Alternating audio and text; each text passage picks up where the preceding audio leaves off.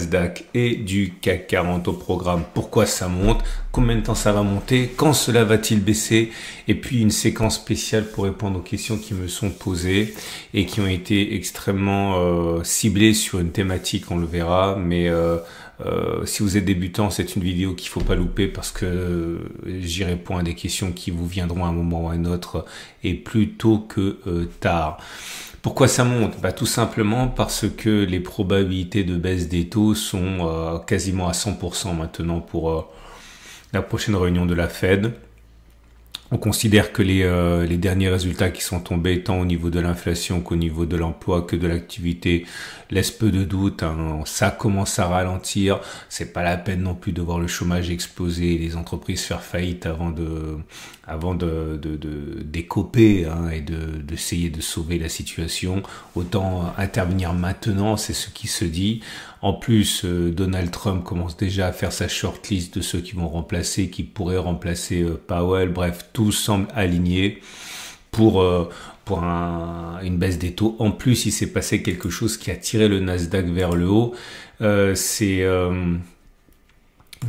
encore une fois, cette hausse, c'est pas possible. Regardez, sur la séance d'hier, on a pris 1%, j'en veux plus exactement, 1,33, voilà.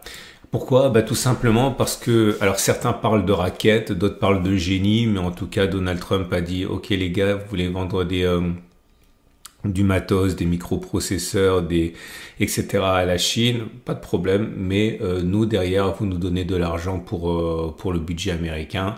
Ça a été perçu comme un racket sur Nvidia, mais beaucoup ont dit non, c'est un très beau mouvement et en tout cas le marché semble approuver parce qu'ils se disent vaut mieux donner 15% à l'État de ce qu'on gagne plutôt que ne pas gagner du tout. Et du coup, là aussi, les profits de Nvidia devraient augmenter de manière assez significative maintenant qu'ils peuvent vendre, on va dire, plus librement à la Chine. Donc ça a entraîné Nvidia vers le haut et comme le Nasdaq est extrêmement corrélé à Nvidia, tout le Nasdaq et tout le comportement des microprocesseurs a bénéficié de ça avec une hausse, je le répète, de 1,3%. Alors ça se calme un petit peu, mais voilà, tout milite pour une continuation de la hausse. Au niveau des signaux, je fais vite parce que je vais répondre aux questions qui m'ont été posées. Il faut le faire de temps en temps et prendre le temps de le faire. Bon, vous voyez, des pics ascendants, des creux ascendants, la tendance elle est haussière. Elle le sera tant qu'on n'aura pas clôturé en dessous de la structure qui est établie à 6211 à peu près. Que ce soit sur le SP500 ou le Nasdaq, achetez maintenant forcément. Je vais pas vous dire de salade, c'est désagréable de voir les cours monter comme ça alors qu'on n'est pas dans le train. C'est difficile de voir les autres partir en vacances alors qu'on est coincé à Paris dans la canicule, etc., etc. Mais acheter maintenant présente quand même un risque. Alors je dis pas qu'il ne faille pas acheter maintenant, je dis que ça présente un problème qui est que le stop de protection il est loin. Soit vous avez un setup. Justement, je vais faire les choses dans l'ordre. Là, vous avez un setup qui s'est déclenché, le MACD, qui passe au-dessus son signal. Traditionnellement, je vais pas le backtester encore parce que je l'ai backtesté 2 fois cette année déjà, ça suffit, vous en avez marre, et c'est normal. L'idée, c'est que, par exemple, on achète ici, lorsque le MACD donne son signal, là, on met le stop de protection sous les plus bas, qui est là, et on vise au moins une fois à distance stop de protection, 3,2% vers le haut. Et vous voyez, on l'a fait puisqu'on est à 5,52 là, pareil, on a eu le prochain signal qui était là. Alors, il suffisait d'acheter ici, mettre le stop de protection sous le dernier plus bas. Là, c'était à 3,07, vous voyez qu'on l'a pas touché. Et maintenant, on n'a pas atteint l'objectif, mais on va dire c'est bien parti. Et on peut remonter comme ça sur la précédente occurrence. Bon, voilà, l'idée c'est que ça vient de se produire là. Et le stop de protection, naturellement, il serait mis de la même manière en dessous. Là, ça veut dire un stop de protection qui serait à 4,1% avec un objectif à 4,1%. La question, ça devient dans un marché aussi mûr que ça, viser encore plus 4,1%.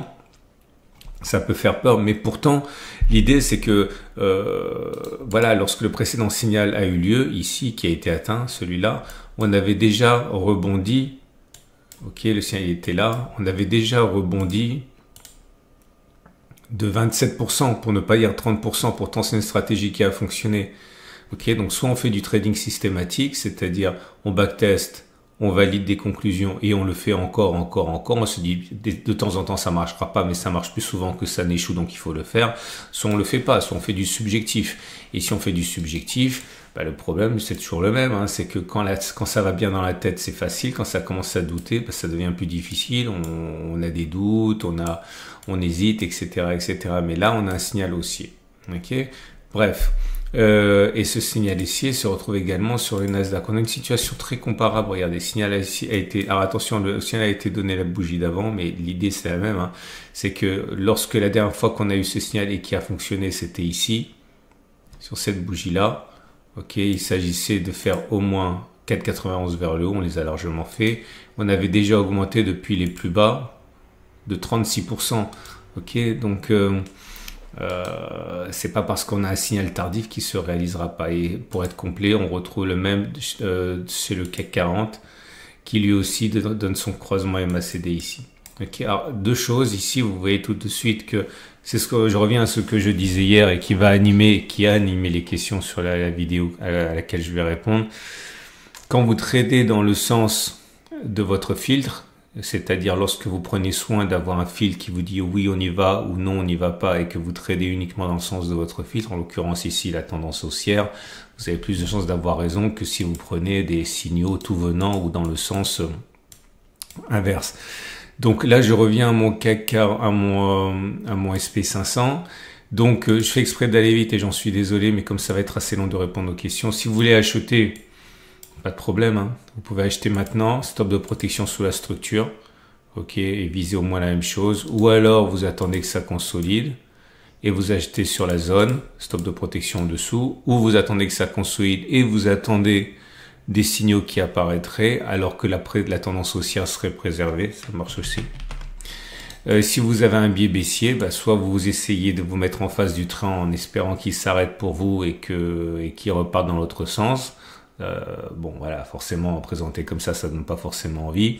Soit vous attendez une bonne raison de shorter, comme par exemple une cassure du support, et là vous spéculez à la baisse avec un stop de protection au-dessus.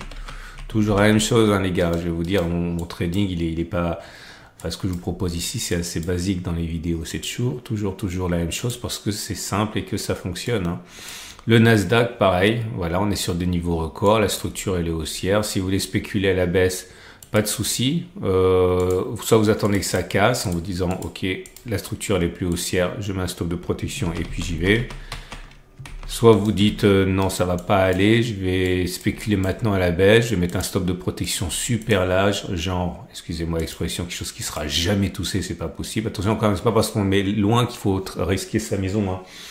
Mettez quand même un stop de protection, maximum, grand maximum 5% de votre capital. Vous dites, OK, si on va là, je perds 5% de mon capital, ou 4%, ou 3%, et je rentre en plusieurs fois. Voilà, je rentre un peu ici, un peu là, et puis si on va là, ben, j'aurais perdu en tout 5% ou 4% ou 3% de mon capital. Ça se fait, hein. Je répète pour les nouveaux, parce qu'il y a toujours des nouveaux, c'est pas moyenner à la baisse, ça s'appelle lisser une entrée. C'est complètement différent parce que la différence, c'est que quand vous lissez votre entrée, vous connaissez déjà la perte max.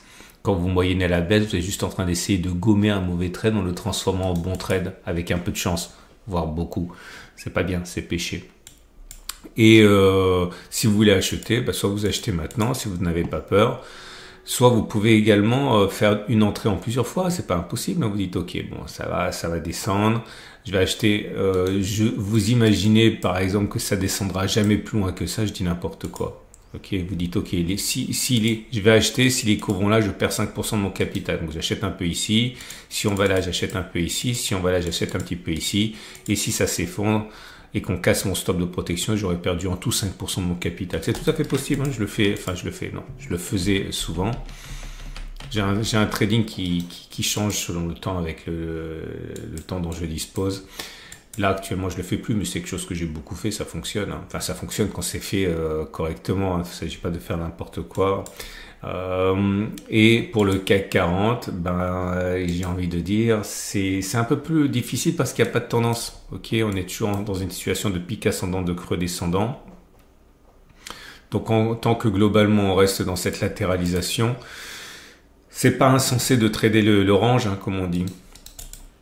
Donc, trader l'orange, si vous attendez que ça monte ici, vous spéculez à la baisse, stop de protection au-dessus. Et si jamais on va là, vous achetez, stop de protection en dessous. Ça n'a pas trop mal fonctionné jusqu'à présent, donc c'est tout à fait possible. À noter qu'on a comblé le petit gap ici. Et voilà. Voilà, j'ai terminé. On va passer aux questions parce qu'elles sont super intéressantes. Et ça vous montre que les biais sont là, même si vous savez quoi faire, ben, c'est pas pour ça que vous le faites, hein. Alors, il y a plusieurs questions auxquelles j'aimerais répondre. Première remarque qui a été faite ici, et ne le prenez pas mal s'il vous plaît, je fais pas ça pour me moquer, mais pour vous mettre le doigt sur quelque chose. Premier commentaire, c'est Monsieur Bobo qui dit vivement le crash d'octobre. Pas dit qu'il arrive le crash d'octobre, hein. Il y a des mois d'octobre qui ont été très bons, et le problème en fait, c'est que si vous espérez le crash, eh bien, vous risquez d'attendre longtemps parce que regardez, je vais mettre en données hebdomadaires. Un crash, on va dire, c'est 20%. Bon, c'est pas le terme officiel, mais généralement, on considère que récession, c'est bear market, c'est moins 20%. Là, on vient de perdre. La dernière fois qu'on a perdu moins 20%, c'était là. On a perdu entre janvier 2022 et, octobre 2022, on a perdu 27%. Puis on a réussi à remonter. La dernière fois, enfin la fois d'avant, c'était le Covid. On a perdu ici 35%. Et vous voyez qu'une fois qu'on a eu ce crash, après on est monté pendant plus d'un an, hein, voire 1 an et demi. Là, le truc, c'est que vous venez de prendre une grosse gifle sur le SP500, là, avec l'épisode Trump. Le SP500, il a perdu 20%, 21% même. Et on vient juste de remonter, ça fait 4 mois. Autrement dit, si vous regardez les précédents crashs, bah voilà quoi, on est au tout début de ce qui semblerait être une phase assez favorable, puisque derrière, que ce soit ici ou là, on a pris, ou même là, regardez, ok, on est monté longtemps après, plus d'un an. Donc attendre un crash alors qu'on vient d'en essuyer un, clairement, je dis pas que c'est impossible, je dis pas que c'est une erreur, je dis simplement que vous n'êtes pas franchement du côté des stats, ok. Ça ne veut pas dire qu'il n'y aura pas de baisse, ça ne veut même pas dire qu'il n'y aura pas de crash, mais ça veut dire que voilà, c'est peut-être pas ce qu'il y a de plus plausible non plus. Autre question. C'est Vosges. Vosges, j'aime bien, il met toujours des trucs sympas. Merci Vosges. Vosges qui dit grande question, mais quand est-ce que les fondamentaux vont impacter les cours? Je ne suis pas un trader, j'attends la correction depuis quelques années maintenant. Même si investi un minimal en DCA, ben déjà, t'as bien, bravo de faire de la DCA. Je vous rappelle que j'ai un format pour la DCA, ça s'appelle gagner en bourse avec des ETF. Hein. Pour tous ceux qui veulent investir long terme, c'est ce format qu'il faut regarder, investir en bourse avec des ETF. Hein. Ben, le problème, c'est que quand est-ce que les fondamentaux, quand vont-ils impacter les cours? Le problème, c'est que déjà les spécialistes, ceux dont c'est le métier, ne sont pas d'accord entre ceux qui disent que l'IA va tout révolutionner et qu'on est parti pour des années de bull market, et ceux qui disent que c'est de la poudre de perlimpinpin, c'est de la poudre aux yeux, etc. Il y a les meilleurs, ce sont des gens qui sont bien plus éduqués que vous ou moi, qui viennent des meilleures universités d'Europe, du monde, et qui sont pas d'accord. Comment voulez-vous parier sur un scénario quand vous êtes un petit parmi les petits? Ok, nous sommes des petits, nous avons une information qui est biaisée, qui est partielle, qui est partiale, etc. Et c'est là toute la beauté justement du trend following, c'est parce que vous laissez le marché décider pour vous, mais il n'est pas dit encore une fois que les fondamentaux soient en faveur d'une correction, hein, pas du tout. Alors bien sûr, il y a toujours cette histoire de surévaluation et de progression trop rapide, mais il suffit de 10% de baisse pour détendre les indicateurs et ça sera plus du tout suracheté. Hein. Alors Sylvain, salut Sylvain. Sylvain qui dit, ça fait longtemps que j'ai compris qu'il fallait plus shorter les signaux baissiers en tendance haussière. Bah, c'est bien, bah, Sylvain, ça fait des années qu'il suit, donc il a compris que c'est un jeu dangereux. Alors, c'est Abel qui dit, Abel Trado, est-ce que tu as un bouquin sur le suivi de tendance? Bon, comment dire, je vais pas me vanter, mais j'en ai lu quand même beaucoup, des bouquins sur les plus connus, on va dire. Si tu veux vraiment un bouquin sur le suivi de tendance, tu as le Weinstein, tu as le Covel, mais moi j'ai un kit Trend Following ici, et pour le prix d'un bouquin, tu peux avoir mes stratégie de trend following préfère. J'ai mis action parce que moi je trouve que c'est super sur les actions, mais on peut l'utiliser sur les indices aussi. Et là j'ai l'équivalent de mes 4 setup préféré. Bon, c'est pas gratuit malheureusement, mais bon, faut bien vivre comme dirait l'autre. Mais tu auras accès ici à vraiment, pour moi, ce qui fonctionne le mieux, en tout cas ce qui fonctionne le mieux pour moi pour le trend following. Après, bon, genre, puisque je l'ai sous les yeux, hein, vous avez là notamment toujours pareil, hein, si vous voulez faire partie du club des tradosoriens, c'est 19,90 €. Bon, jetez un œil, vous avez sans doute des choses que vous cherchez ici et qui sont le fruit de 20 ans d'expérience et de lecture de centaines de bouquins. Faites un tour. Ensuite, c'est Antoine qui dit je pense qu'on approche la fin de cette hausse ascensionnelle. Désolé, c'est Dash qui s'excite. Je pense qu'on approche la fin de cette hausse ascensionnelle de ces dernières années. À un moment, il va falloir redescendre du nuage et revenir à la réalité. Voilà, toujours pareil. Moi, je veux bien, Antoine. J'ai pas de souci avec ça. La baisse, elle doit arriver, elle doit venir. C'est une question de temps avant qu'elle soit là. Mais combien de temps il va falloir attendre, avant qu'elle arrive? C'est ça la question. C'est ça la question. Et vous voyez, pourquoi est-ce que je vous sélectionne cela? Tout simplement pour montrer, parce que vous pouvez en même temps dire ouais, t'as raison Trado, faire du trend following et derrière avoir des réflexes, on va dire primaires que j'ai aussi, qui est attends, je vais pas acheter aussi cher. Et c'est vrai que là, à titre personnel, je rentrerai pas personnellement, je vais pas précieux conseil que tu nous rappelles, et pourtant je suis chargé en BX4. Ça c'est la palme pour Lionel. Bon, je pense que vous avez compris l'idée, hein.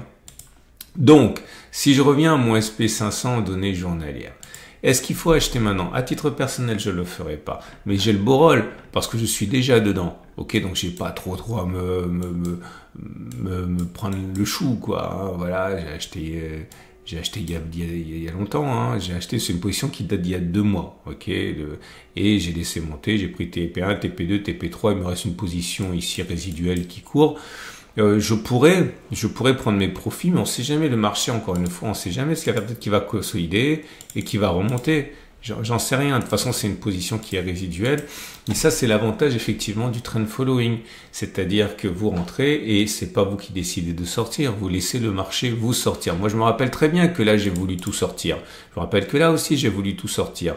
Mais je suis pas tout sorti. J'ai pas tout sorti parce que tout simplement, le marché ne m'a pas fait sortir. Donc, je reste dedans. Ça, c'est la beauté du trend following, encore une fois. Voilà. C'était long. C'est une excellente journée. Faites un tour du côté de la boutique si vous voulez avoir ce que moi j'utilise pour le trend following.